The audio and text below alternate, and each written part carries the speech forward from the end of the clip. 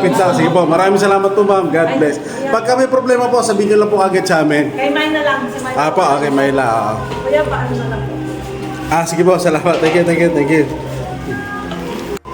Ito, may tip pa po si ma'am sa tropa. Maraming salamat po talaga ma'am. Sa tip nila, talaga pakalaki na po ito. Flex ko lang ang isang kliyente namin na napakagalante. So nakakatuwa rin sa puso namin na napasaya mo yung isang kliyente mo. So napalaking bagay din sa amin pag nakikita mo yung kliyente mo na talagang natuwa doon sa ginawa mo. So part din na achievement yun na isang tao na mapasaya. Kumbaga yung quality na naibigay mo, na execute mo na maayos yung trabaho. So katuwaan din natin yun. Masaya tayo doon sa ganung mga bagay. So supply installation po tayo na isang split type aircon.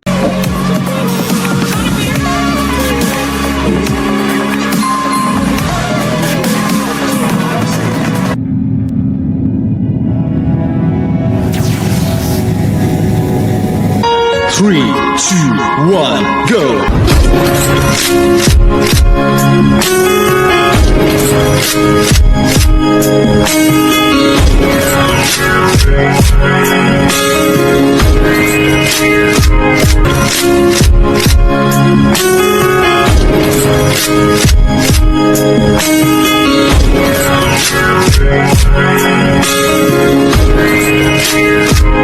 Hello guys, isang mapagpalang araw po sa inyong lahat. So maaga gising natin ngayon. Pagkagising, preparation na po tayo dahil meron po tayong supply installation na isang split type ECU sa isang kliyente namin. So kailangan namin madaliin din yung trabaho dahil meron pa isang umahabol na kapatid nating negro. Piniprepared na po ng team at sinasakay na sakay namin nung unit. Medyo may kabigatan dito dahil 3 HP.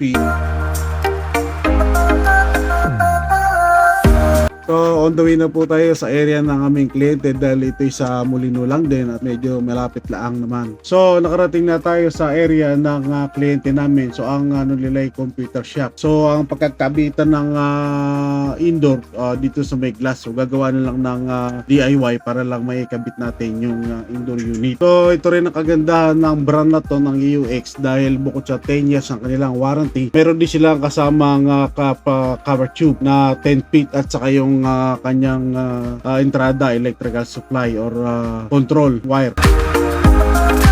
So sinusukat na rin ng team yung paglalagay ng outdoor at saka ng bracket sa may labas. Mahalaga sa bagong aircon yung magandang properly na pag-i-install ng aircon dahil dito sumasalala yung buhay nila. Pag hindi maganda installation nyo at napasukan ng moisture, yung system magkakaroon ng problema. Hindi abutin na ilang taon, baka 2 to 3 years lang bumigay na yung compression mo. Pag hindi maganda installation, hindi properly installation, hindi na vacuum na maayos yung system, magkakaproblema ka talaga. Awareness din doon sa mga bumibili ng aircon. So mas mahalaga talaga yung mga legit na company doon kayo nagpapa-install o doon sa mismong dealer na kinuha na nyo, doon kayo magpapa-install para surely yung kanyang warranty hindi magkaroon ng problema. So tips na rin sa mga kasama namin technician. So maganda rin talaga na mga solid din talaga yung mga tools na ginagamit mo para mabilis yung trabaho talaga. So kinakabit na rin natin yung control wire. So kagandahan din dito sa AUX yung kanilang control wire at saka communication control wire is royal code talaga. Mamahaling wire talaga. Hindi nila tinipid mga kapatid. So pagkatapos pa-install yung bracket ng outdoor, so kinakabit na rin natin ngayon yung outdoor unit. So medyo may kabigatan dito dahil 3 HP. So mahalaga din na alam yung computation ng unit mo, yung per BTU niya, per room. So kailangan di ka mag-undersize. So kailangan alam mo yung computation din ng BTU mo doon sa unit mo na gagamitin sa room. So dahil lang pagkakabitan ng indoor unit is glass wall. So kailangan tayo gumawa ng paraan. So gumawa kami ng DIY na plyboard para may kabit namin yung pinaka-mountain ng indoor unit. So kinakabit na rin namin yung breaker. So mahalaga rin sa electrical, alam mo rin ang capacity. Alam mo rin yung wire na gagamitin mo doon sa per BTU or per ampere na ng capacitance ng aircon. Kasi pag ini-undersize naman yung breaker mo tapos yung wire mo hindi match doon sa BTU o capacity ng unit is magkakaroon ka ng problema roon. Dito man lagi nagkakaproblema yung mga installer dito sa fittings to mga kaibigan. Kasi pag hindi maganda fittings mo, talagang nagkakaroon lagi ng leak. So nagiging nangyari, after a month, mawawala yung freon. So minsan, tinatamad sila tanggalin yung tingnan yung yung fittings. So usually nangyayari yan pag nagkaroon ng micro leak. So lagi na lang nawawala yung freon. So lagi pabalik-balik na lang. So pag hindi mo na-address na maayos yan, sakit sa ulo din yan. So sa mga ganitong trabaho, hindi lang talaga kailangan talaga expert na expert kasi ganito, lalo sa installation ng mga brand unit. Kasi ang buhay ng bagong unit talaga sa magandang proper installation. Pag hindi mo talaga maayos ang trabaho mo, kawawa yung kliyente na pagkakabitan mo ng aircon. So isa rin sa kasama sa prosedural na pinakamahalaga rin ay yung pagpa-plastic ng system mo. Kahit sabihin mo brand new unit mo, yung kakabit mo pipe, kailangan ma-plastic mo yan pang sa ganun, walang matitirang ribaba o anuman may kaunting dumi na pumasok dun sa tube. So kailangan may flush mo yan at hindi mapasok sa system. Kasi once na nakapasok sa system ay magiging problema ng system mo yan at lalakit, dumidilaw yung preon, so magiging barado ang capillary mo o anuman. So mahalaga to sa lahat din yung pagpa-plastic ng system mo.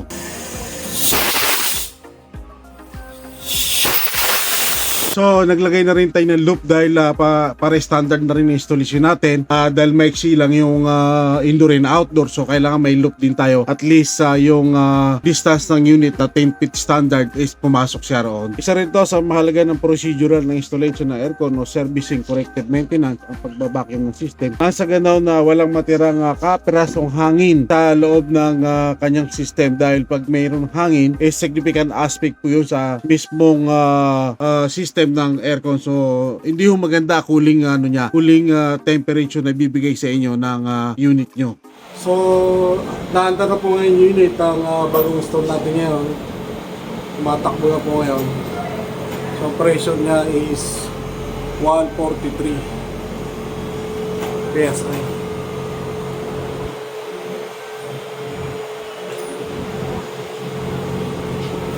Malamig na rin po sa loob.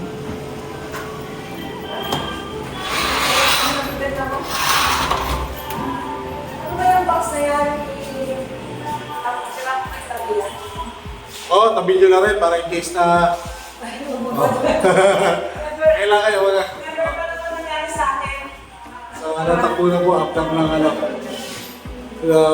installation. Marami po pasalamat ma'am sa pag-avail sa EcoStar. Thank you very much po. Salamat din. Thank you po. Sir, salamat po sir. Sige, thank you po. Sir, salamat po sa pag-avail ng EcoStar. Salamat. Kami sa bahay. Ayun, ma'am. Bahay natin. Doon lang malapit na. Sige po, maraming salamat po ma'am. God bless. Pagka may problema po, sabihin nyo lang po agad sa amin. Kay May na lang. Si May. Po, okay, Mayla. Kuya, paano na lang? Sige po, salamat. Thank you. Ito, may tip pa po si ma'am sa tropa. Maraming salamat po talaga ma'am. Sa tip nila, talaga pakalaki na po ito. Thank you. Thank you po, God bless po. More blessing po.